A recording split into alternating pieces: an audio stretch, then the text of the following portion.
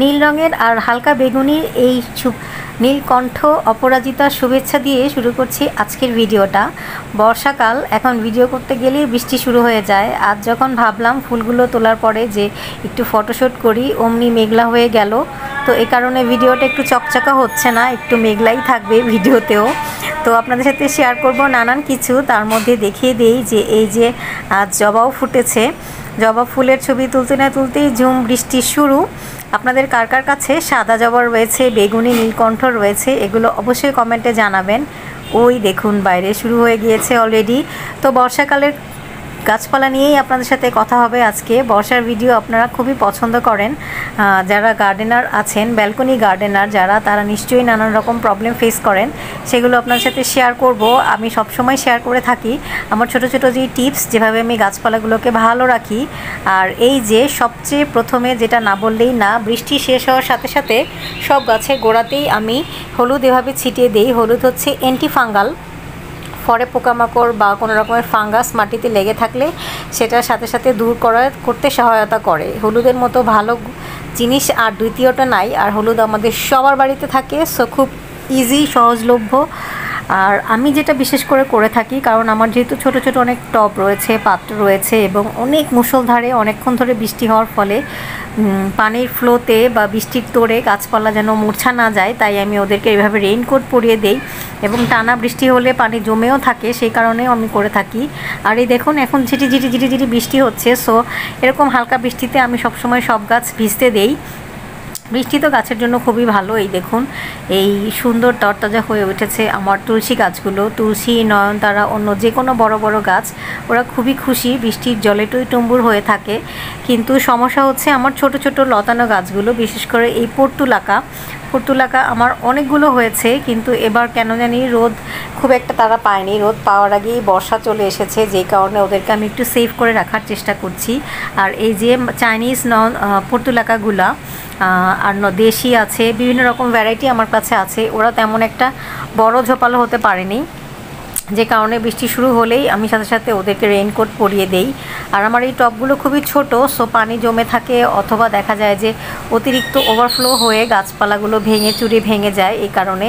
আর allamanda তো বৃষ্টি খুবই পছন্দ করে, কোনো কথা নাই। বৃষ্টির ছোঁয়া পেয়েই সে ফুটতে শুরু করেছে, অনেক কলি এসেছে। দুঃখজনক হলেও সত্যি আমার রেইনিলিতে এবার কোনো ফুল ফুটছে না এখন পর্যন্ত।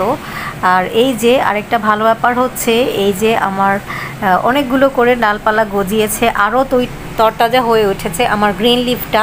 যদিও গ্রিন লিফের পাতায় কিন্তু আপনারা জানেন যে পানি থাকে, তারপরেও এই বর্ষাতে এটা খুব ভালো রেজাল্ট হচ্ছে আমার এই গার্ডেনে। আর হচ্ছে নয়নতারা, দেখেন নয়নতারার তো কথাই নাই, নয়নতারারা ফুলে ফুলে ভরে আছে। নয়নতারার অনেক কাটিংস আমি করেছি। নয়নতারার কাটিংস আমি হরহামেশা বারান্দায় গেলেই কাটিংস করতে থাকি। বড় একটা ডাল কেটে জাস্ট 2-3টা বানিয়ে আমি মাটির মধ্যে পুঁতে দেই, আর কিছুই করি না।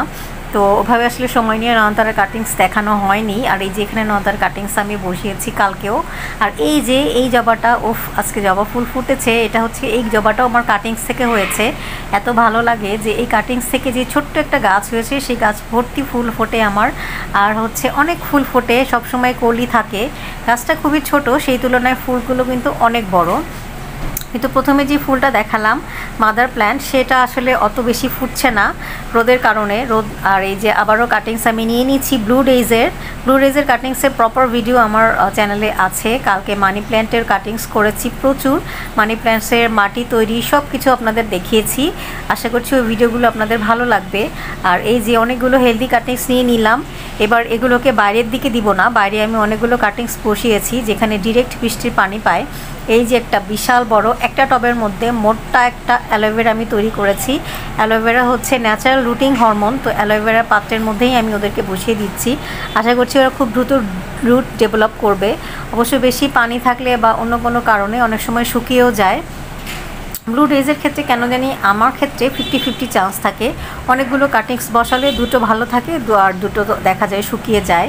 তো শুকিয়ে গেলে কেমন হয় সেটা আপনাদের দেখাচ্ছি। আর যেগুলো রুট গজিয়েছে কিনা সেটা বুঝবেন কিভাবে, গাছগুলো একদম তরতাজা থাকে, সতেজ থাকে, পাতাগুলো একদম পরিপূর্ণ থাকে। 7 দিন পরেও 10 দিন পরেও পাতাগুলো এই যে দেখতে পাচ্ছেন, এটা 10 দিন হয়ে গেছে, ঠিক দিব্যি এগুলো সবুজ রয়েছে, সুন্দর রয়েছে।